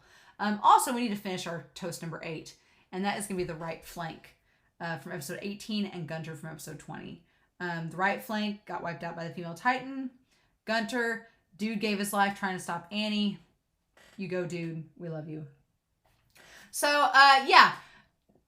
As far as which characters changed the most, I think that Jean, Armin, and Aaron, to an extent by episode 20, Aaron being emotional in episode 22 and his relationship with Annie, and him coming to grips with about himself and his trust in himself and his teammates, and then Jean and Armin kind of coming to grips with what it means to be a leader and the idea of sacrifice, things like that. Like, I think those characters have changed the most over the course of season 1. And I'm going to be really, really excited to see how Jean, Armin, and Aaron change in season 2. Because I think that of all the characters in the series that we know stuff about so far, I think Jean, Armin, and Aaron have the most potential to change a lot. I think they have the potential to change in some interesting ways and develop as people, especially with the characters they are around, like in the Survey Corps. So I'm really curious to see how those characters change. Characters I want to see more of. Erwin, Annie, Pixis, Reiner, Bertolt, those 5. I want to see more of them. I want to see more Reiner and Bertolt. I thought in episode 3 we would see more of them, and it hasn't happened yet. So I want to see that. I want to see more Pixis. I want to see more Erwin and get more into his mentality as a leader. And I definitely want to see more of Annie and get more of her backstory. Like, I need those moments. I'm so excited to eventually get to that point with these characters. And then all of you asked me who's safe and who's going to be replaced. I talked about Marlo possibly replacing Marco in terms of what his character does. But as far as who is safe, to me, there are only 4 characters that I think are for sure safe. And that is Aaron, Mikasa, Levi, and Armin. They are the only 4 characters in this show that I'm like, okay, something bad will probably happen to these 4 characters, but they're probably not going to die in season 2. I don't think Armin, Mikasa, Aaron, or Levi will die in season 2. I don't want Jean to die in season 2, but I will be honest with you, I am terrified that Jean is going to die in season 2. I am terrified because we've had this character development with him, and they've established him as like my favorite character, and I'm like, show, don't do this. Don't set this character up and then kill him off in the next season, please. So I'm so dreading. I'm going to be on the edge of my seat all next season thinking these characters are going to die. I'm not ready for it. I really am not. But I think that those 4, Aaron, Mikasa, Levi, and Armin, I think they're the only ones that are guaranteed safe. And I think everybody else, it's a free-for-all. It could go either way. I don't know. Gah. So yeah, with that being said, I have 2 more toasts to do, but I've decided to hydrate instead. Don't judge me. We've got 2 more toasts to do, but I was like, I need water. So this next toast is going to be some H2O to our 4. Well, we already toasted Gunter, so it's going to be to our 3 fallen remainders of Levi's squad, which is Petra, Eld, and Oro. 3 characters that we were gone too soon that I wanted to see more of so badly, and now we don't get that. So to Petra, to Eld, and to Ora, a toast to y'all. May you rest in peace. So now it's time to watch Attack on Titan in 9 minutes. So y'all have begged me to watch this since like episode 4 maybe. And I've been like, I'll get to it. And so now we're going to watch it. So yeah, we're going to do this. Let me see here now. All right. So I'm not going to lie. I'm pretty excited for this. I don't know what to expect, but I'm assuming it's going to be really, really funny. So to be fair, I've not looked at the comments. Y'all told me not to look at the comments. I've just pulled it up. I'm going to record it and then I'm just promptly turn it off so that I don't have to see anymore. So yeah, let's do this, right? Okay. I'm so excited. We're going to watch this in 3, 2, 1. Let's go. On that day, humanity received a grim reminder that this scene has been parodied so much that no one can take it seriously anymore. The Titans are gonna eat us because we're cow! But we have walls. And there's no way they can break through the front door. Probably. Oh God, we gotta save Mom! Aaron, put your back into it! Have no fear, I'm here to save the day. Hands, thank God! Alright, I need you to help Aaron. Fucking right! What the fuck? Hans, my mom! Fuck your mom! Fuck you, Hans! Oh God, this is not what I thought when I clicked this link.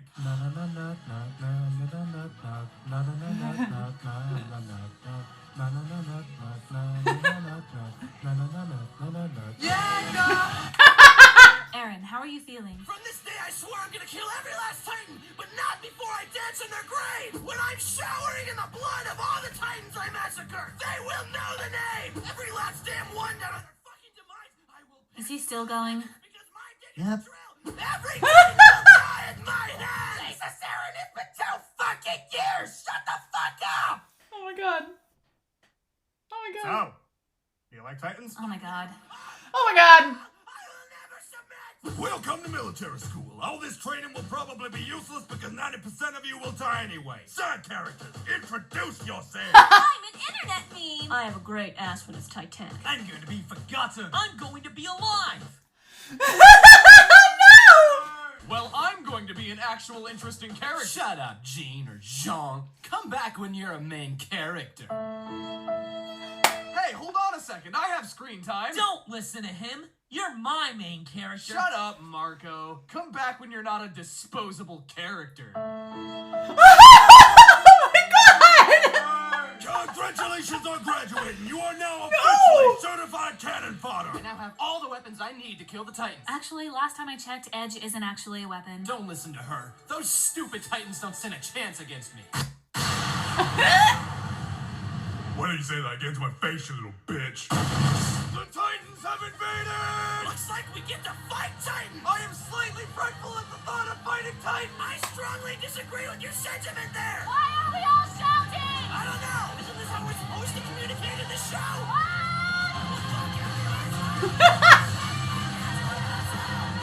Guys, I just pissed myself! Potato. What the fuck? Everyone is dead! Except for me, because I'm the main... Yeah, your boyfriend brother is dead. Hey, he's not my boyfriend. Yet. Gross. Do you even know why he means so much to me? Here, Mikasa, have this dumb scarf! Oh my God, I can't believe he gave me a scarf. It smells so good. Maybe if I wear it long enough, he'll notice me and one day we'll start dating and then get married and have a bunch of kids and... Do you like it? It's alright. What's the point of living anymore?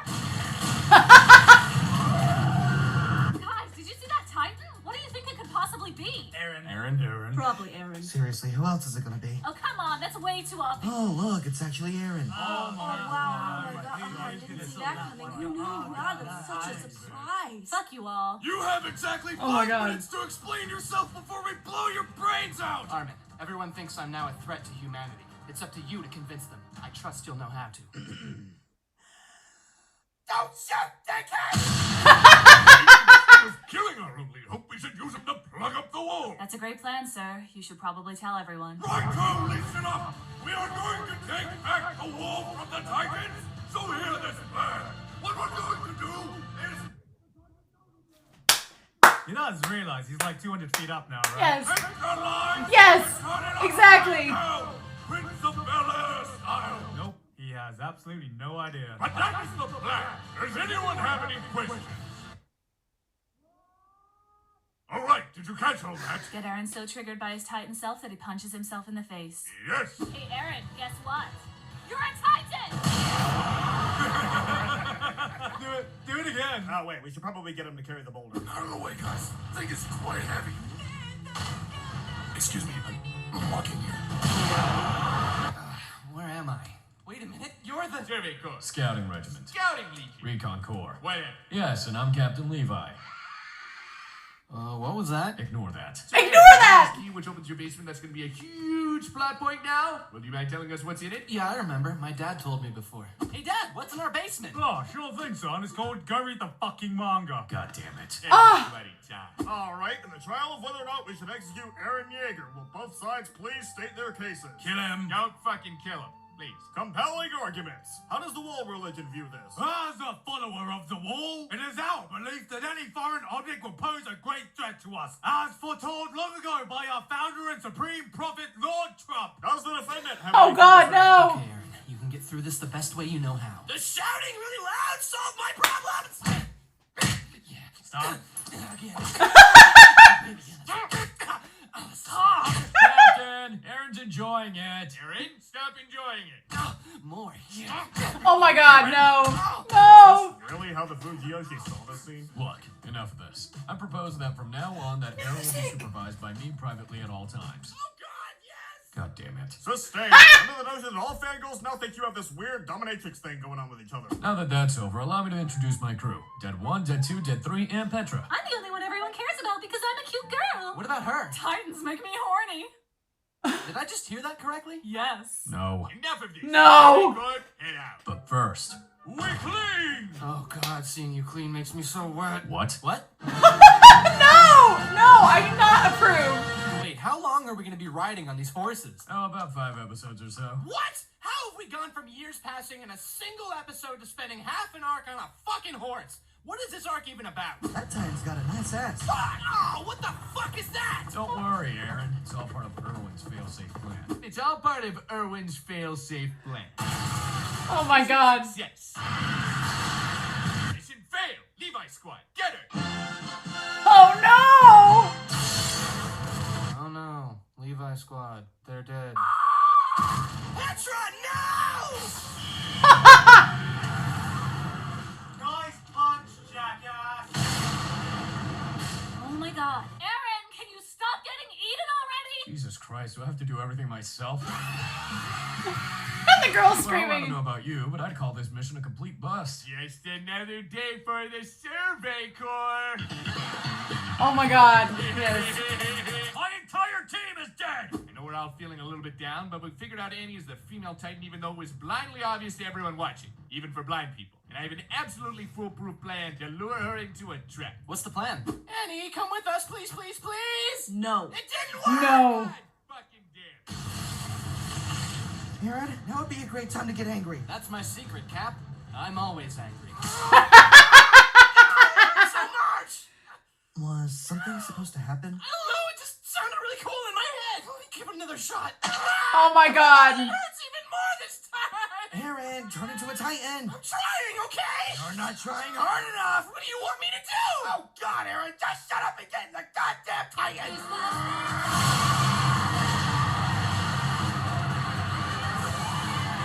Is it just me or does this look like very forceful Titan sex? God, don't make it weird, Armin. Don't make it weird. Oh, what the fuck is this bullshit? Let's fight. fucking axe! Well, Erwin, in a few days you've cost hundreds of lives, years worth of collateral damage, and all you can show for is a prisoner we can't even touch now? Do you have anything to say?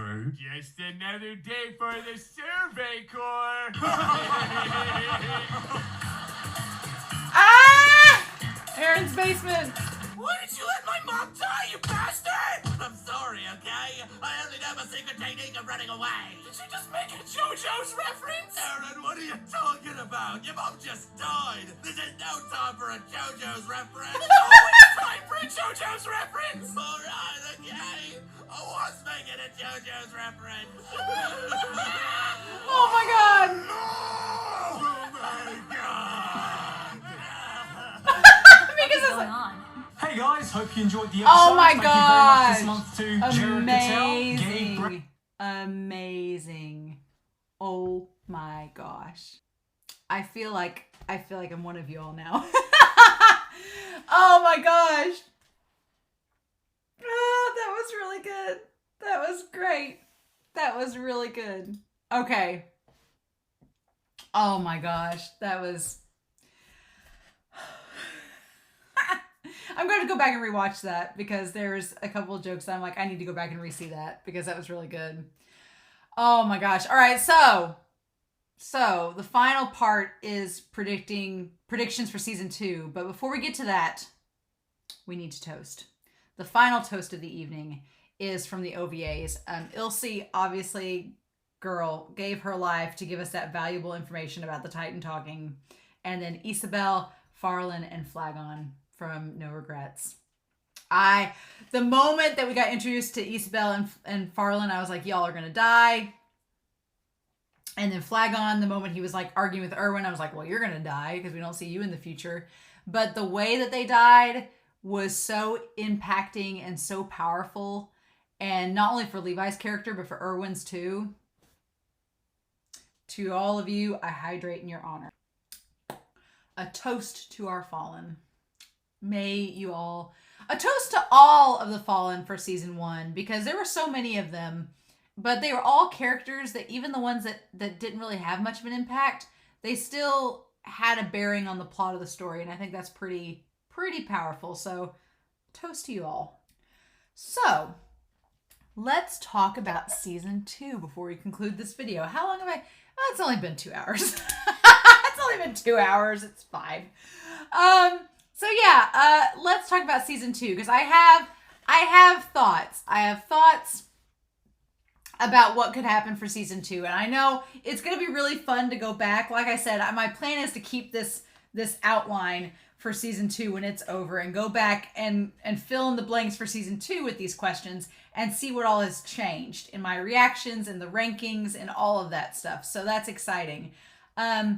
But season 2 predictions, my first prediction I put down here was Annie getting broke free somehow. Or will Hanji and Levi get to talk to her? So it could go either way, right? I think that Hanji and Levi could speak to her, and it could be like right before she gets, broke free by whoever. But I don't know. We don't know enough about this whole chrysalis thing that's like surrounding her. Like, how long does it last? Is it forever? How does it work? Are they going to have to bust her out? How are they going to do that? So I'm very curious. Part of me wants to think that the characters that become the Colossal and the Armor Titan are going to save her. But then another part of me is like, no, they're not involved. It's going to be somebody else. So I'm really curious what's going to happen. But maybe Hanji and Levi get to talk to her. I don't know. But I feel like Annie's going to get broke free. That's going to be a big part of season 2 is Annie getting free. I have a feeling it's coming. Aaron, helping out the Survey Corps. I don't know if that means it's going to lead to like a round 2 of trying to find the basement. Maybe Levi and them, maybe they try to lead a second expedition to go try to head towards Shiganshina. I don't know. The last expedition went so poorly, but it was because of Annie. The only reason I think that they failed so horribly in that mission to Shiganshina the first time is because of Annie. I think if the female Titan had been involved, they would have gotten to Shiganshina. So, I don't know. Part of me wants to think that Aaron is going to like go on a solo mission and like take off on his own to head towards Shiganshina, or like with just Levi or a few people, or maybe with Annie. Maybe he breaks Annie out. I don't know, but I have a feeling that they're going to try to head towards the basement. Head back towards Sheena somehow.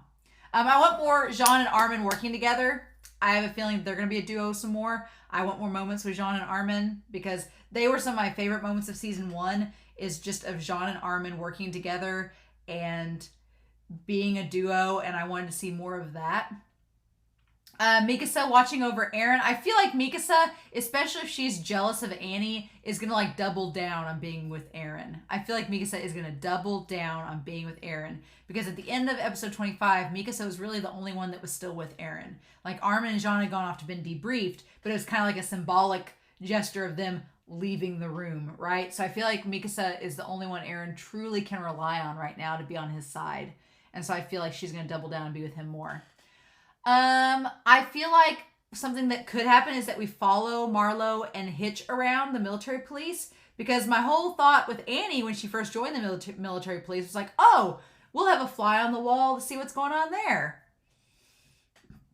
And then that didn't happen because she was the female Titan, but I feel like with Marlo and Hitch that we'll have more of a chance to see the inner workings of the military police and to see the government workings inside Sheena because of that. So I'm curious to see what all will happen with those two characters. The No Regrets OVA establishes that there's an anti-resistance, anti-Irwin faction. That puts some death flags on Irwin. So I'm like, are we going to get more into that? Into the anti-resistance or anti-reconnaissance? Are we going to get, not resistant, anti-reconnaissance. Are we going to get more into that? Are there people that are going to be plotting against Irwin? Is that going to be a thing? Are we going to get more politics, more Titan lore?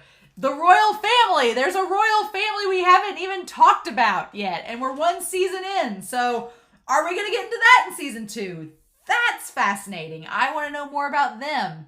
And then here's the thing. The freckled girl, Connie, Reiner, Sasha, Bertolt, Krista, they were all in civilian clothes riding off on horses.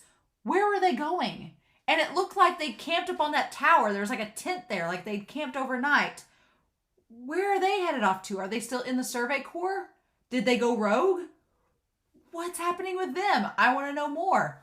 I have a feeling that group's going to be going places, and I want to see what happens with them.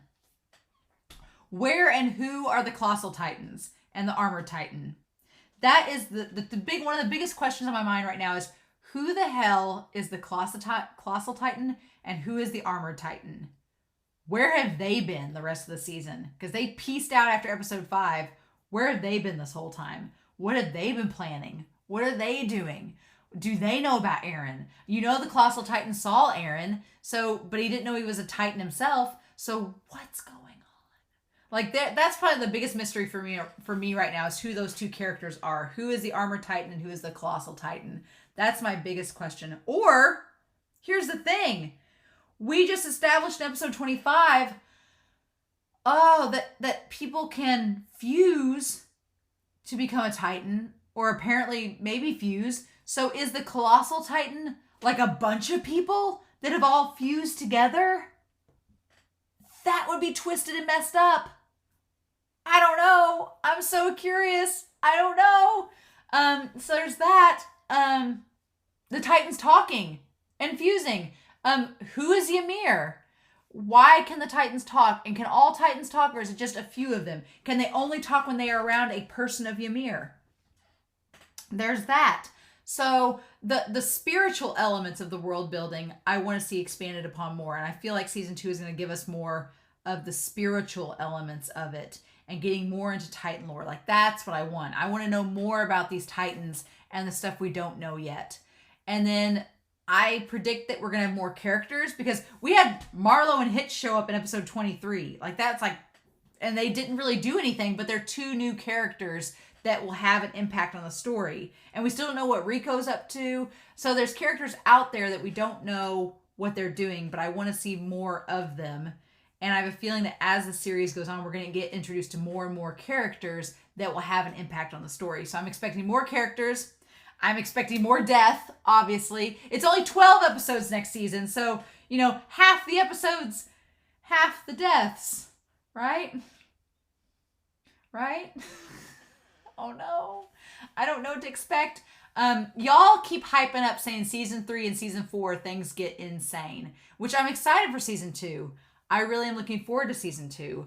I don't know what to expect from season 2. So there's 2 OVAs and 12 episodes, so that's interesting. But I know I'm going to be excited to get to season 3 and season 4, but I'm really excited for season 2 because it's such a big question mark. It's a big unknown factor. Like, I have no clue what this show has in store. And so I know that when I watch episode 1 of season 2,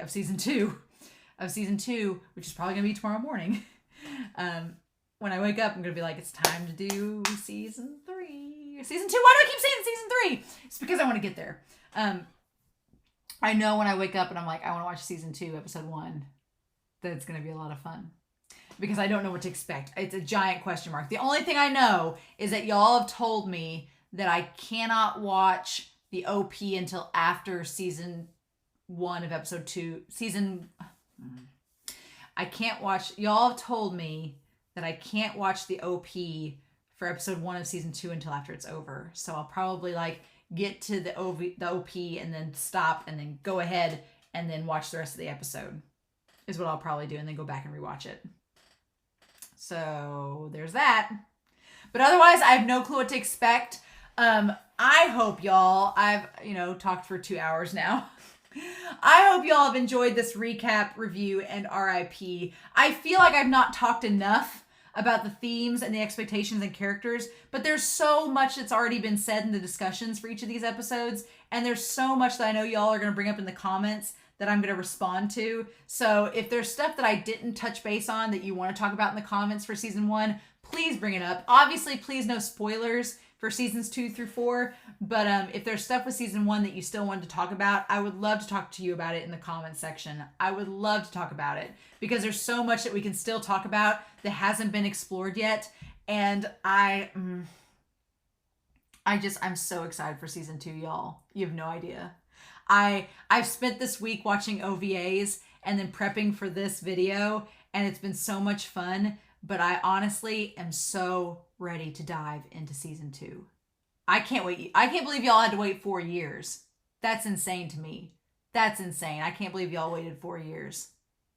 Not this girl. Nah. So I hope y'all enjoyed this recap, review, and RIP. A toast to our fallen. But I'm so excited to get into the new season. I hope you all are too. So thank you all so much for the support. Thank you for not spoiling me going into these seasons. And as always, I hope you all have a wonderful week. Please stay safe, take care, and very soon we're going to dive into episode 1 of season 2 of Attack on Titan. I'll see you all there. Bye.